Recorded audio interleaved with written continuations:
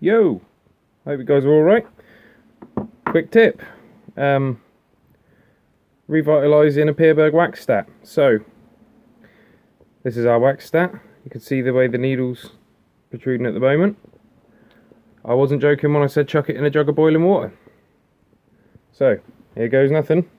You want to make sure, by the way, that one of the ports faces up, obviously so that the air can get out, so that the water can get right behind it. You also want to make sure that the level of the water is high enough that it can completely submerge this. So keep an eye on the pin. We're watching the pin on the end of the carburetor, on the end of the Waxstat. So just keep an eye on the pin. There it goes. Shame I can't get it to focus any better. Ah, there we go. Decided it's going to cooperate.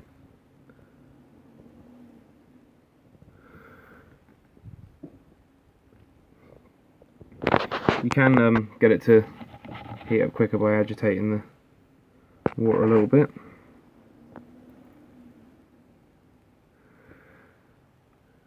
So, there is a clearance test you can do.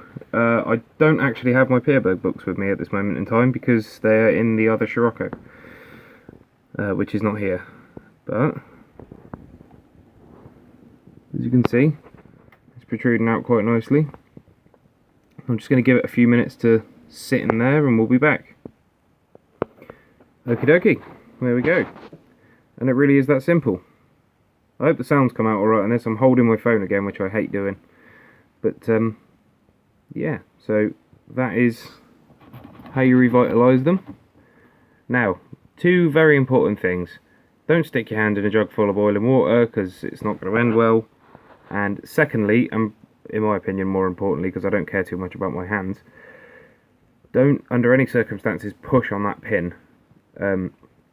If you force the pin down and wreck the clearances, there's no way to adjust them. They aren't serviceable. This is about as close as you can get to servicing one.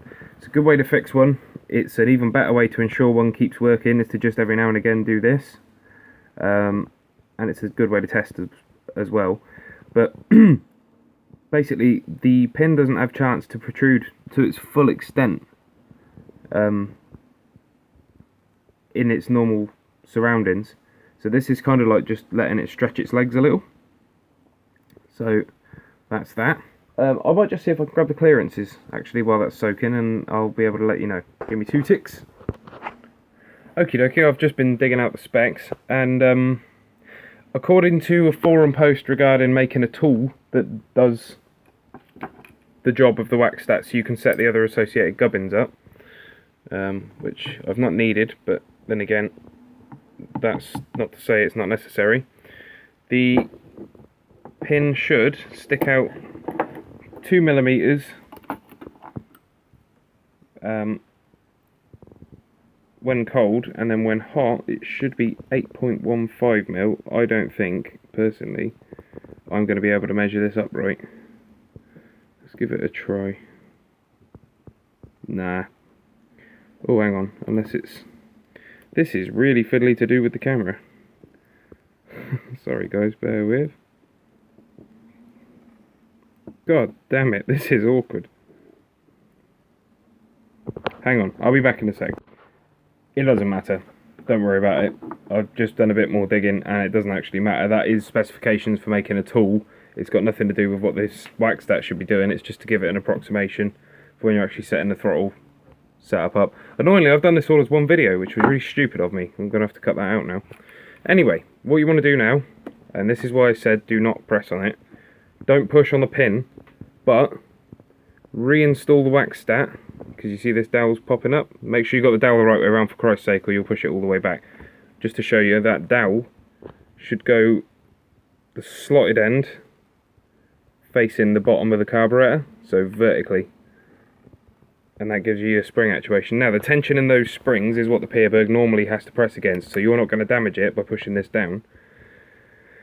So you want to push it flush and screw it down, which I'll do now. Okay, yeah, so you want to run it down all the way, fit it how it's supposed to be fitted. Now the reason that I say that is, obviously this is all spring loaded, so the resistance that you're going to be putting that Waxstat under is the normal resistance. If you push on that pin, there's no give your end. Whereas if you overestimate, as it were, or you overload the Waxstat when you're pushing down on that dowel, it just pushes the throttle plate out of the way. So you're never going to knacker the Waxstat doing that. And then just let it chill there for a second. Just go on touch. Actually, that's pretty cool now. So I'll take it back off and you'll be able to see the result. And now we're back to our original setting. And the reason for that is obviously all this gear over here is spring loaded and pushes back on the Waxstat. So as the Waxstat cools, it returns to its natural position. Then when the hot coolant flows through this, that pin pushes out with a greater force than the spring, overcomes the force of the spring, and that's what lowers your idle speed. So that's how a Waxstat works, and that's how you can fix one if yours is not working right. I've seen some of them every now and again that people do push down on them and they're all the way in, or they're stuck out, or anywhere in between. Chucking them in a jug of boiling water does seem to fix the problem. So I fixed several that way, like I said in the old video.